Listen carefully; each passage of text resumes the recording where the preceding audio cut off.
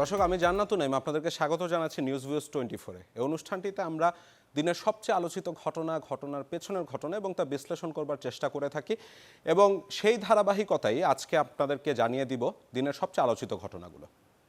অর্লিতে রয়েছে SMD LED chip, best কোয়ালিটির hit sync এবং এসএম টেকনোলজিতে তৈরি হাইলি এফিশিয়েন্ট সার্কিট, তাই অর্লির উজ্জ্বলতা দীর্ঘদিন থাকে অমলিন। দর্শক, শুরু করতে চাই সাফ চ্যাম্পিয়নশিপের খবর দিয়ে। সেমিফাইনালের মতন যে ম্যাচটিতে, সেটিতে বাংলাদেশ লড়ছে নেপালের বিপক্ষে। এই মুহূর্তে 1-0 গোলে এগিয়ে রয়েছে বাংলাদেশ। মালদ্বীপ ম্যাচের একাদশে 3 পরিবর্তন আনেন কোচ অস্কার ব্রুজন। নিষেধাজ্ঞা কাটিয়ে এই ম্যাচে ফিরেছেন রাইট ব্যাক বিশ্বনাথ ঘোষ ও ফরওয়ার্ড রাকিব হোসেন। সাথে মতিন মিয়ার পরিবর্তে স্প্যানিশ কোচের আস্থা সুমন রেজা। ম্যাচের 10 মিনিটে আস্থার প্রতিদান দেন ঘরোয়া লিগের এই পারফর্মার।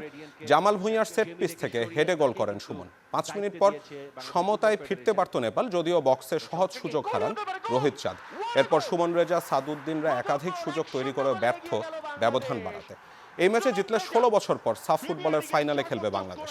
বাংলাদেশের স্ট্রাইকার সুমন রেজা এই ম্যাচে ফিরলেন বাংলাদেশকে সাফের সেই সেমিফাইনালের, অঘোষিত সেমিফাইনালের ইম্পর্টেন্ট ম্যাচ। দর্শক, এই বিষয় নিয়ে আরেকটু বিস্তারিত জানতে আমাদের সাথে নিউজ রুম থেকে যোগ দিচ্ছেন সিনিয়র রিপোর্টার সাদমান সাকিব। সাদমান, বাংলাদেশের সাথে তো নেপালের যে সাম্প্রতিক ম্যাচগুলো ছিল, লাস্ট 3টা ম্যাচে হেরেছে, যদিও ইতিহাস বলে যে বাংলাদেশ বেশি ম্যাচ জিতেছে, তো এখনো পর্যন্ত খেলার যে গতিপ্রবাহ, কি অবস্থা মনে হচ্ছে? প্রথমার্ধে খেলা শেষ হয়েছে, আপনি জানাচ্ছিলেন যে 1-0 গোলে এগিয়ে বাংলাদেশ। ফল কিন্তু বলে দিচ্ছে যে বাংলাদেশ কেমন পারফর্ম করেছে।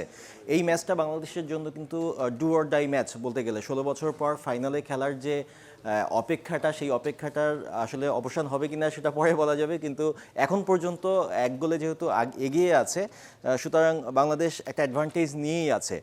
তবে এখনই কিন্তু বলা খুব মুশকিল, কারণ এখনও 45 মিনিটের খেলা বাকি আছে, আর 1 গোলের লিড ফুটবলে কখনোই আসলে এটা স্বস্তির নয়।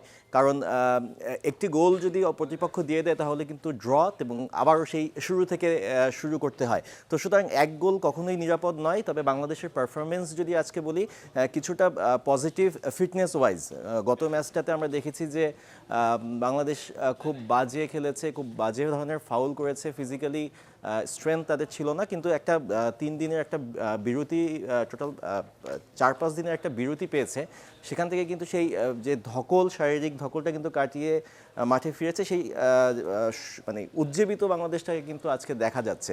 আমি যদি একটু ম্যাচের পারফরমেন্সের কথা বলি, যে শুরুতেই একদম 5-7 মিনিটের দিকেই আমাদের যে সেন্টার ব্যাক তপু বর্মন, তিনি কিন্তু একটি ইয়েলো কার্ড তিনি পেয়েছেন। সুতরাং এছাড়াও কিন্তু গত ম্যাচের 4 জন কার্ড পেয়েছে এমন প্লেয়ার খেলছে আজকের ম্যাচে। সুতরাং একটা বাংলাদেশের জন্য ডু অর ডাই ম্যাচে কিন্তু খুব যে একদম মাথা মানে ঠান্ডা খালি রেখে যে খেলার যে বিষয়টি, সেটি কিন্তু বাংলাদেশ পারছে না। তপু বর্মন সহ এখন কিন্তু 5 জন প্লেয়ার আসলে হলুদ কার্ড আছে। যেমন তপু বর্মন যদি আরেকটি হলুদ কার্ড এই ম্যাচেই পান, তাহলে কিন্তু তিনি এই ম্যাচেই তাকে বসে যেতে হবে। বাকি 4 জন যদি এই ম্যাচে কোনো কার্ড পায়, তাহলে কিন্তু যদি ফাইনালে বাংলাদেশ খেলে, সেক্ষেত্রে ফাইনাল তাদের মিস হবে। এখন পর্যন্ত নেপালের পারফরমেন্স, যদি নেপাল কিন্তু কিছুটা ছন্দহীন বোঝা যাচ্ছে আজকের নেপালের পারফরমেন্স দেখে। সুযোগও তো মিস করেছে বাংলাদেশ, যেমন সুযোগ মিস করেছে, তেমন কিন্তু নেপালও কিন্তু খুব সহজ 2-3টি সুযোগ মিস করেছে। বাংলাদেশের যদি আসলে এখনো 2-3টি গোলে এগিয়ে থাকার কথা ছিল, বিপরীত দিকে কিন্তু নেপাল একদম বক্সের ভিতরে কিন্তু 1-to-1 চান্সও 2টো মিস করেছে এখন পর্যন্ত। সুতরাং বাংলাদেশের ডিফেন্ডারদেরকে কিন্তু এখন খুবই সতর্ক হয়ে খেলতে হবে, যেখানে সেন্টার ব্যাক তপু বর্মন একটি হলুদ কার্ড ইতোমধ্যেই পেয়েছেন। বিপরীতে আসলে নেপালের পারফরমেন্স যে আজকে খুব দর্শনীয় ফুটবল তারা খেলছেন সেটা কিন্তু না। কিন্তু একটা জিনিস কিন্তু মাথায় রাখতে হবে, যে নেপালের ফিজিক্যাল স্ট্রেংথ এবং তাদের কিছু ইন্ডিভিজুয়াল কোয়ালিটি প্লেয়ার রয়েছে, যারা আসলে যে কোনো সময় ম্যাচ ঘুরিয়ে দিতে পারে। অর্থাৎ এখনো পর্যন্ত ম্যাচের যে কোনো দিকে যে কোনো জায়গায় যাবার একটা সম্ভাবনা থাকছে, নিশ্চিতভাবে বলা যায়। এখনো 45 মিনিট খেলা আছে। ধন্যবাদ আমাদেরকে সময় দেওয়ার জন্য। দর্শক, নিউজ রুম থেকে আমাদের সাথে যোগ দিয়েছিলেন সাদমান সাকিব। ক্ষমতায় থাকলেও প্রাকৃতিক দুর্যোগে মানুষের পাশে দাঁড়ায়নি বিএনপি।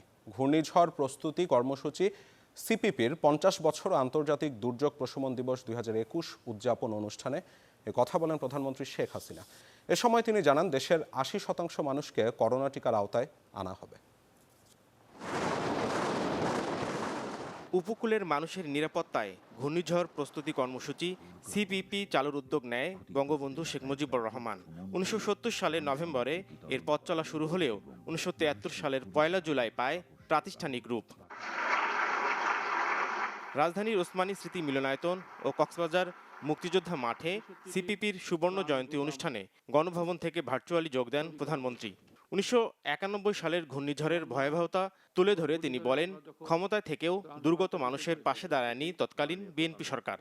1991 সালের যে ঘূর্ণিঝড়, সেই ঘূর্ণিঝড়ের ভয়াবহতা স্বচক্ষে দেখেছি। তখন বিএনপি সরকার ক্ষমতায় ছিল। তখন যে ব্যাপক ঘূর্ণিঝড় হয়ে গিয়েছিল এ সম্পর্কে সরকারের কোনো ধারণা বা প্রস্তুতি ছিল না, যার জন্য লক্ষ লক্ষ মানুষ কিন্তু মারা যায়, কিন্তু তখন তারা স্বীকার করেনি। এখন আমার মনে আছে যে পার্লামেন্টে যখন এই বিষয়টা তুলে ধরি, তখনকার প্রধানমন্ত্রী খালেদা জিয়া বলেছিল যত মানুষ মরার কথা ছিল তত মানুষ মরে নাই। এই কথাটা আমার খুব লেগেছিল।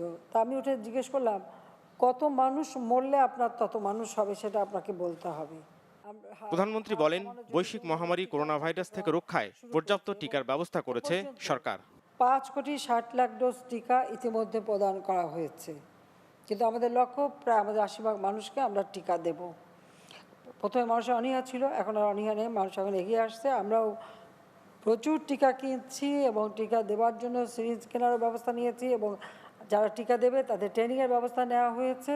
সমগ্র বাংলাদেশ ব্যাপী আমরা এই টিকা কার্যক্রম অব্যাহত রাখবো। যে কোনো দুর্যোগে কেউ পাশে না থাকলেও আওয়ামী লীগ থাকবে বলেও জানান সরকার প্রধান। যে আওয়ামী লীগ সবসময় জনগণের পাশে আছে, যে কোনো দুর্যোগে আর কেউ না যাক, আওয়ামী লীগের নেতাকর্মী সবসময় পাশে থাকে। এর আগে গণভবনে প্রধানমন্ত্রীর সাথে সৌজন্য সাক্ষাৎ করেন রাশিয়ার নবনিযুক্ত রাষ্ট্রদূত আলেকজান্ডার ভিকেন্তেভিচ। নাফিউল ইসলাম লিঙ্কন, চ্যানেল 24, ঢাকা। সময়ের সাথে সাথেই ই কমার্স খাতের নতুন বিপত্তির নাম হয়ে উঠেছে আর্থিক সেবা পদ্ধতি পেমেন্ট গেটওয়ে, যেখানে আটকে আছে গ্রাহক ও মার্চেন্টের কয়েকশো কোটি টাকা। এমএফএস ও পেমেন্ট গেটওয়ে প্রতিষ্ঠানগুলোর দাবি, বাংলাদেশ ব্যাংকের নির্দেশনা মেনেই অর্থ ছাড় করা হচ্ছে, যদিও অর্থ ছাড়ে বিলম্বের জন্য পণ্য সরবরাহের তথ্য যাচাইয়ের দুর্বলতাকেই দায়ী করছে প্রতিষ্ঠানগুলো।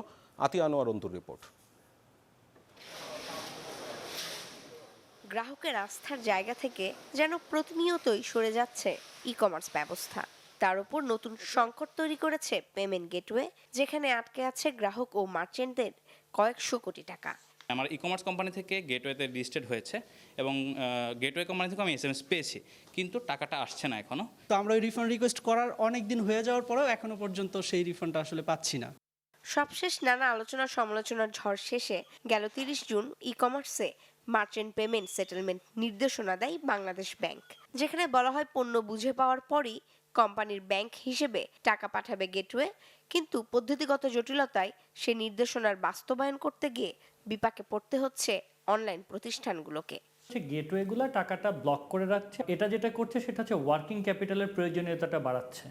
লাইক একটা টাকা আপনার আটকিয়ে থাকছে এবং আপনি নতুন করে প্রোডাক্ট কিনতে আপনার আবার টাকা লাগছে।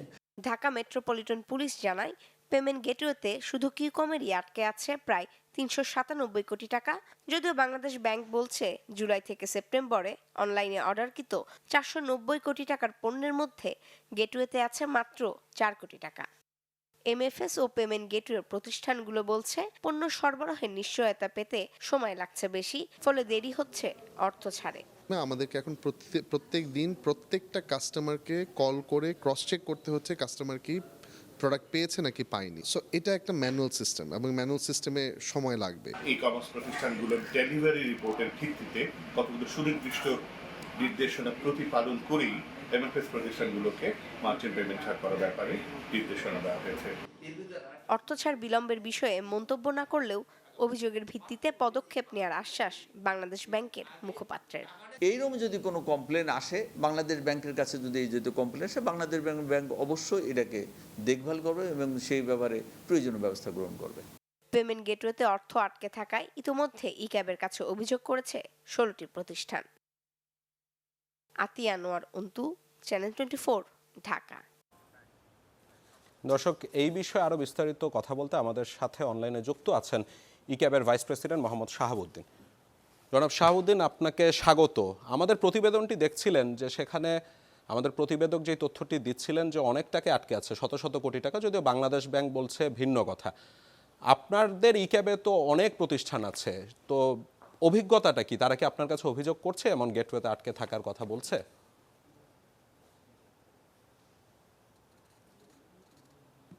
হ্যাঁ, ধন্যবাদ আপনাকে। হ্যাঁ, আমাদের কিছু প্রতিষ্ঠান আমাদের কাছে লিখিত জানিয়েছে তাদের কিছু পেমেন্ট গেটওয়েতে আটকে আছে। আর এর বাইরে আপনার যেহেতু এটা একটা ম্যানুয়াল পদ্ধতি এখনো পর্যন্ত, সেই হিসাবে বাংলা বিভিন্ন পেমেন্ট গেটওয়েও ছাড় দিতে একটু সমস্যা হচ্ছে। তারা ম্যানুয়ালি এগুলা ভেরিফাই করে দেন পেমেন্ট ছাড় দিচ্ছে, সেখানে একটা ডিলে হচ্ছে। এই দুইটাই মিলে আসলে ব্যবসায়ীরা কিছুটা চাপের মুখে আছে। তাদের ইনভেস্টমেন্ট পরিমাণ বেড়ে যাচ্ছে, তাদের সরবরাহ করাটা কিছুটা দেরি হচ্ছে। তো জনাব শাহাবুদ্দিন, ই কমার্স খাতে তো আমরা দেখলাম যে এই যে ই ভ্যালি বলেন, ই অরেঞ্জ বলেন, ধামাকা বলেন, এই ঘটনাগুলোর পরেই যারা ভালোভাবে ব্যবসা করে তাদের অবস্থাও কিছুটা খারাপ হয়ে গেল, একটা টালমাটাল অবস্থা দেখলাম। তো এই সাম্প্রতিক সময়ের আবার এই নতুন বিধিনিষেধ, মানে পেমেন্ট গেটওয়ের এই সমস্যাটাকে একরকম ভোগান্তি বলে মনে হচ্ছে নাকি আপনাদের, নাকি আসলে কোন দিকে সমাধান হতে পারে? দেখুন না, যেহেতু এটা একটা টেকনোলজি বেস বিজনেস, এখানে টেকনোলজি দিয়েই এগুলোর সমাধান করতে হবে, কারণ এখানে গ্রোথটা স্কেল আপটা খুব দ্রুত হয়। সো এটা ম্যানুয়ালি আসলে পসিবল না। দিনে যদি লাখ লাখ অর্ডার হয়, লাখ লাখ কল করে এটা কোনোভাবে সমাধান করা সম্ভব হবে না। সো এটাকে অটোমেশনটা যত দ্রুত হবে তত দ্রুত এই সমস্যার সমাধান হবে। এটা বাংলাদেশ ব্যাংক এবং কি পেমেন্ট গেটওয়ে সিস্টেম যারা অপারেট করেন, তারা এই ক্ষেত্রে যত দ্রুত সময়ের ভিতর এই পুরো সিস্টেমটাকে অটোমেশনে আনতে পারবেন, তত আমাদের ইন্ডাস্ট্রির জন্য ভালো হবে। যারা এই মুহূর্তে স্বাভাবিকভাবে ব্যবসা বাণিজ্য করছেন তারাও আসলে চাপের মুখে আছেন বিভিন্ন কারণে। আপনি একটু আগে বললেন কয়েকটা কোম্পানির কারণে মার্কেটে একটা টালমাটাল অবস্থা। হ্যাঁ, সত্যিকার অর্থে এই অবস্থায় যদি এগুলো চলতে থাকে তখন ব্যবসায়ীরা আসলে নিরুৎসাহিত হবে। সো এই জায়গায় তাদের জন্য যত স্বল্প সময়ের ভিতর অটোমেশনটাকে দ্রুত করা এবং কি প্রকৃত ব্যবসায়ীদের পেমেন্টের ক্ষেত্রে কোনোভাবে ক্ষতিগ্রস্ত না হয়, তারা যাতে বাধাগ্রস্ত না হয়, তারা দ্রুত পেমেন্ট পায়। সার্কুলেশন, ফাইন্যান্সিয়াল যে সার্কুলেশন, তাদের ক্যাপিটালটা বেড়ে যাচ্ছে, কিন্তু আপনার এই ইয়ের কারণে ইনভেস্টমেন্টটা বেড়ে যাচ্ছে। এটা একটা কারণ আমি শুনছিলাম যে প্রত্যেকে নাকি ফোন দিয়ে দিয়ে কনফার্ম করতে হচ্ছে যে পণ্যটি পেয়েছে কি পায়নি। হ্যাঁ জি, যেহেতু ম্যানুয়াল পদ্ধতি, এটা ফোন অথবা এসএমএস এর মাধ্যমে কনফার্মেশনটা নিতে হচ্ছে, আমরা ততটুকুই জানি। সো এটা আসলে এই পদ্ধতিতে সমাধান হবে না, কারণ এটা হয়তো ইনিশিয়াল স্টেজে এই মুহূর্তে যে ক্রাইসিস মোমেন্ট ছিল, আমি যতটুকু জানি বাংলাদেশ ব্যাংক সাময়িকভাবে এটা চালু করেছেন, না হলে হয়তোবা আরো বেশি পরিমাণ মানুষ ক্ষতিগ্রস্ত হতো। সেখান থেকে বাংলাদেশ ব্যাংক এই পদক্ষেপ নেয়, যদি অটোমেশনটা তাড়াতাড়ি হয়, এটা সবাই এটার সুবিধাটাই ভোগ করবে। জনাব শাহাবুদ্দিন, ওই যে দ্রুত অটোমেশনের কথাটা আপনি বলছিলেন, এই ব্যাপারে কি পেমেন্ট গেটওয়ে এবং বাংলাদেশ ব্যাংকের সাথে আপনার ইক্যাবের কোনো বৈঠক হয়েছে কিনা, কথা হয়েছে কিনা, কত দ্রুত হতে পারে? জি, এই বিষয়ে বাংলাদেশ ব্যাংকের সাথে আমাদের একাধিকবার মিটিং হয়েছে। আর আপনার এটা নিয়ে আমাদের এন্ড থেকেই মোটামুটি রেগুলার বেসিসে কমিউনিকেশন আছে, যাতে দ্রুত সময়ে কাজটা সমাধান করা হয়। তো এটা actually current situation Bangladesh bank আপনাদেরকে হয়তো ব্যাখ্যা দিতে পারবে বা বলতে পারবে। জি, ধন্যবাদ জনাব শাহাবুদ্দিন আমাদেরকে সময় দেওয়ার জন্য। দর্শক, মহা অষ্টমী আজ মণ্ডপে মণ্ডপে চলছে পূজা অর্চনা। দেশের বিভিন্ন স্থানে পালিত হচ্ছে কুমারী পূজা। সেই পূজারই আরও খবর জানাতে আমাদের সাথে ময়মনসিংহ থেকে যোগ দিচ্ছেন সহকর্মী সুলতান মাহমুদ কনিক। কনিক, আজকে আপনাদের ময়মনসিংহে পূজার আয়োজন কেমন হচ্ছে? আর দুদিন পরেই তো বিসর্জন। ইকবাল, পুজোর যে আনুষ্ঠানিকতা আয়োজন, সেটি কিন্তু সব মন্দিরেই কিন্তু সর্বাত্মকভাবে যারা আয়োজক কর্তৃপক্ষ রয়েছেন তারা কিন্তু চেষ্টা করেছেন যে ভক্তবৃন্দরা যারা আছেন, এবং যেহেতু মহামারীর চলছে তার মধ্যে আনুষ্ঠানিকতা সবকিছু নির্ভর করছে। তো সেই দিক বিবেচনা করে এই সর্বোচ্চভাবে আসলে সুন্দর করে তারা কিন্তু আয়োজনের চেষ্টা করেছেন, কর্তৃপক্ষরা চেষ্টা করেছেন। সেই ক্ষেত্রে আমরা দেখেছি যে আজকে অষ্টমী পূজা, সকালবেলা কুমারী পূজা হয়েছে, এবং এখন কিন্তু সন্ধ্যার পরে প্রচুর সংখ্যক ভক্তবৃন্দ তারা কিন্তু আসছেন, মন্দিরে আসছেন, পূজা অর্চনা করছেন এবং তারা প্রার্থনা করছেন মায়ের কাছে, মা দুর্গার কাছে। তারা কিন্তু তাদের প্রার্থনা করছেন, তাদের মনোবাসনা পূরণের জন্য তারা প্রার্থনা করছেন। আর যেহেতু আজকে অষ্টমী পূজা মূলত শক্তি সঞ্চয়ের পূজা, সেহেতু যে সকল ভক্তবৃন্দরা আসছেন তারা তাদের মতো করেই সর্বাত্মকভাবে আসলে চাইছেন যে এই যে বিশ্বব্যাপী যে মহামারী চলছে সেই মহামারী কেটে যাবে এবং স্বাভাবিকভাবে প্রত্যেকেই আসলে এই পুজোর যে আনন্দ সেই আনন্দ কিন্তু উদযাপন করবে। ধন্যবাদ কনিক আমাদেরকে পূজার আয়োজনের খবর জানাবার জন্য। দর্শক, এবার চলে যেতে চাই আন্তর্জাতিক প্রসঙ্গে। আপনারা জানেন যে ইরান আজারবাইজান এক ধরনের ইস্যু চলছে, সেখানে সীমান্ত উত্তেজনা চলছে এবং সেই ইস্যুতেই আজকে ইরানের ইস্পাহান থেকে সরাসরি আমাদের সাথে যুক্ত হচ্ছেন মধ্যপ্রাচ্য বিশ্লেষক ও প্রবাসী চিকিৎসক ডাক্তার কামরুজ্জামান নাবিল। ডাক্তার নাবিল, আপনাকে স্বাগত আমাদের স্টুডিওতে। আপনাদের ওখানে তো ইরান আজারবাইজান একরকম সীমান্ত উত্তেজনা চলছে, আজারবাইজান সীমান্তে কুচকাওয়াজ করছে ইরান, আবার ইরান সীমান্তেও মহড়া চালিয়েছে তুরস্কের মিত্র আজারবাইজান। সব মিলিয়ে সীমান্ত পরিস্থিতিটা এখন কীরকম? জি, ধন্যবাদ আপনাকে। আপনি যেমনটি বলছিলেন যে ইরানের যে মহড়ার বিষয়টি লক্ষ্য করে কিন্তু ইরান এবং আজারবাইজানের মাঝে সীমান্তে একটি উত্তেজনা আমরা লক্ষ্য করছি। যদিও ইরান থেকে বলা হচ্ছে যে এখন পর্যন্ত ইরানের সে সীমান্তে কোনো সমস্যা নেই এবং ইরানের পক্ষ থেকে ইরানের জেনারেল হোসেন আস্তারি কিন্তু এই বিষয়টি জানিয়েছেন। সাথে সাথে তিনি একটি অভিযোগ করেছেন যে ইরান এবং আজারবাইজানের সীমান্তে ইসরায়েলি সেনাদের উপস্থিতি বা ইসরায়েলি কেউ উপস্থিতি ইরানের সীমান্তে আছে বলে তারা অভিযোগ করেছেন।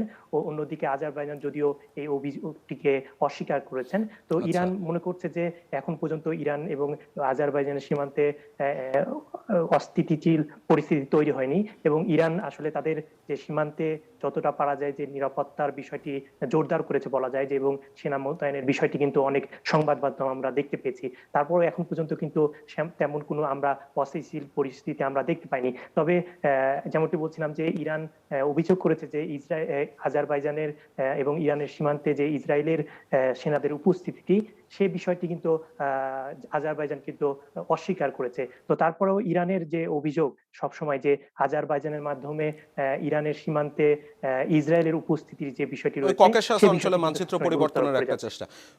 জনাব নাবিল, আরেকটা ব্যাপার জানতে চাচ্ছিলাম, এই যে নতুন ইরানি প্রেসিডেন্ট, তার সাথে তিনি কি সৌদি আরবের সাথে সম্পর্ক উন্নয়নের চেষ্টা করবেন কিনা? কারণ মধ্যপ্রাচ্য ইস্যুতে তো সৌদি আরব একটা বিগ ফ্যাক্টর।